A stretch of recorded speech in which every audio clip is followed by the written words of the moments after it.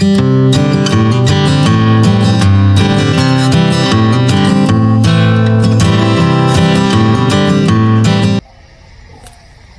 everyone, welcome in. Taffany here, and I am at it again. I'm in my front garden working on the next shrub that needs to be brought down.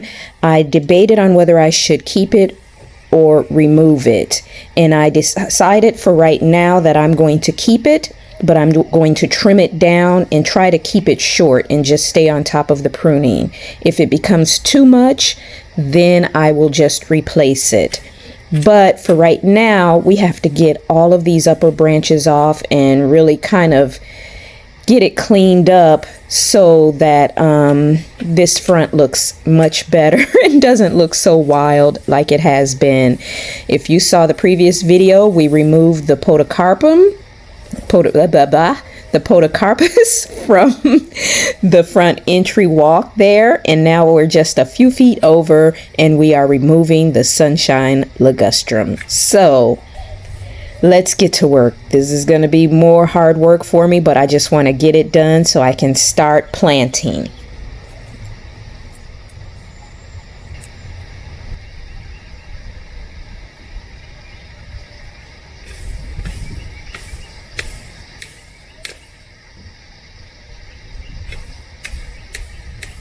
I thought because the branches were thinner that I'd be able to use my pruners, but clearly I was wrong on this one. So let's break out the saw and start sawing.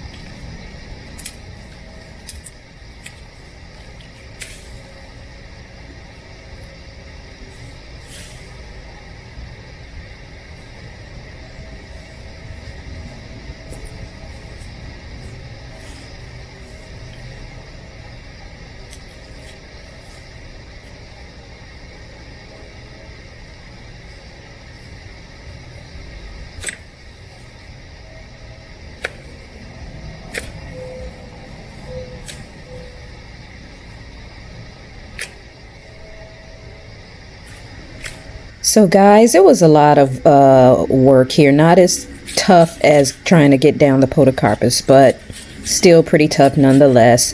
I'm finishing up trying to cut some of the really thick branches in here so I can leave the thinner ones, and I'm going to just, like I said, see if I can keep it here and control the height, because I love that lime green color. It kind of breaks it up from all of the darker greens up here. But we'll see how it goes. But I've got it pretty much all done. So my next step is that the 2 azaleas that I have around the circle bed, I am going to be digging those up and planting those in the 2 empty spaces that I have. I'm going to try to plant them where they're a little bit further back, so there's kind of a staggering of the shrubs. And that is what I plan to do with this space, just basically using what I have, because the azaleas are surviving, but they're not thriving where they are. So I'm hoping that they will be able to thrive in this spot. just as the other two azaleas that I moved from the other circle bed and put along the other side of the foundation. Once I moved them, they bloomed beautifully this season. So that's what I'm hoping I will get next season from these other two azaleas. So let's get those moved and let's get those planted next.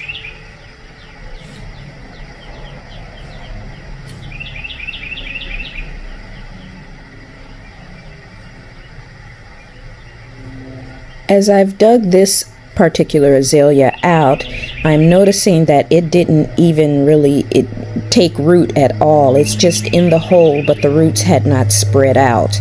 So, I guess that explains why it didn't thrive here. So let's hope that it will do better in its new location.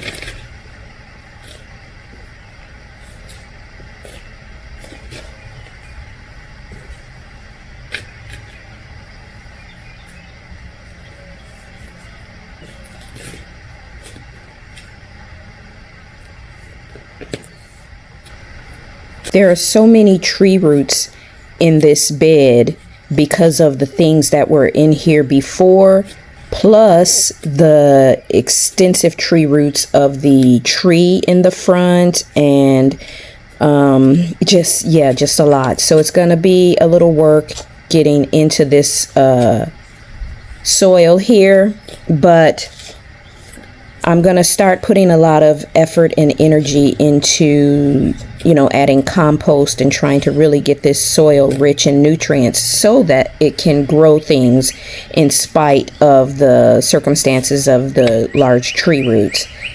But let's get this azalea in ground, and then we're going to dig up the second one, and I will show you where the second one will go after we do this.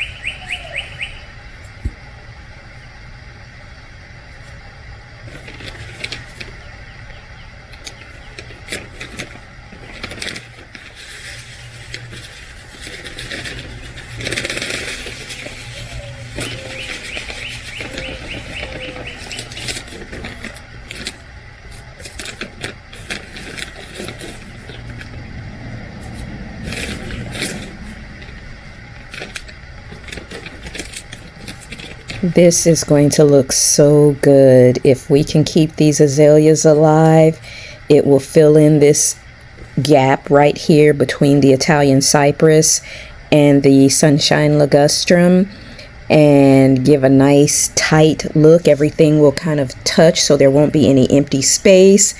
And then in the spring, it will be that pop of color that all beds should have a great pop of color that comes from a couple of shrubs in the space. You don't want to have to depend solely on flowers. This is going to look so good.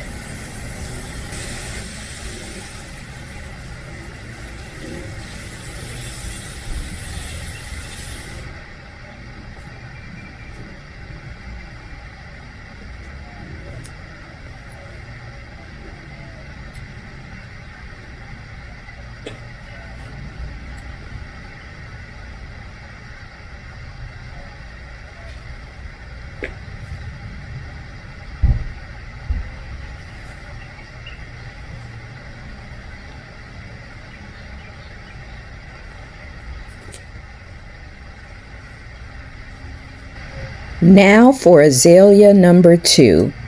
So we'll get this one out, and this one is struggling a little bit more, but it has a lot of new baby leaves on it coming up, and it looks like only just a couple little parts actually took root. But just like the other, for the most part, the entire thing has no roots whatsoever.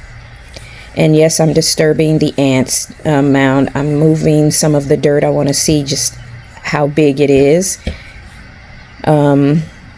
Yeah, I'm gonna have to get something for this, but until then, let's just get back to the azaleas. Let's stay focused.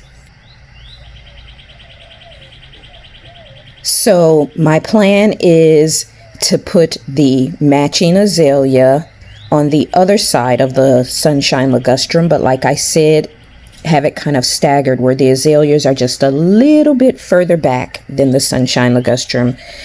And we'll keep them all around the same height. Maybe I will let the ligustrum get just a little bit bigger so there's a little variation in height, but I really don't want it to get too big. Those azaleas, I believe they get about 4 feet tall and wide. I don't think they'll get more than 5 feet. But yeah, the goal is not to block the windows, not to have anything too big up here, since our windows go pretty much almost all the way down to the floor in our home. So we've got very low windows. So I want to keep it open so there's good sunlight coming in, and you know, we don't block the view from the inside or from the outside. But I do want to make it pretty and have, you know, vibrant colors and textures up here as well. So we're staggering it, and it's just going to be on the other side of this ligustrum. So again, the soil is tough, but we'll get it done.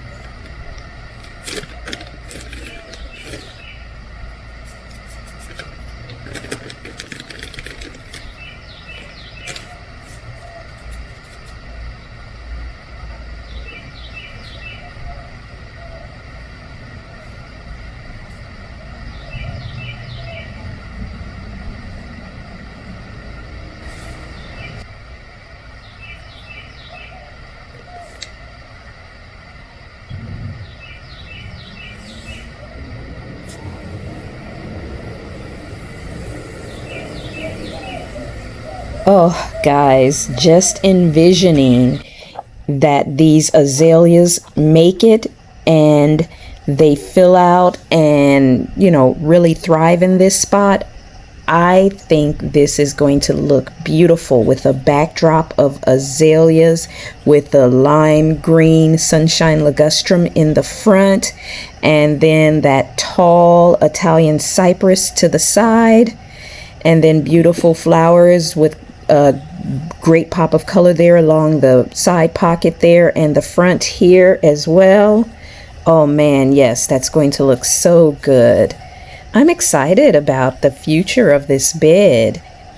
My next goal is going to be trying to figure out what to do with the circle beds here in the front. Yeah, I've struggled with this, and I have to figure out what is going to really work and look good at the same time. But for now, I'm going to enjoy what I've done, and I want to thank you for being in the garden with me today, and I will see you in the next video. Bye!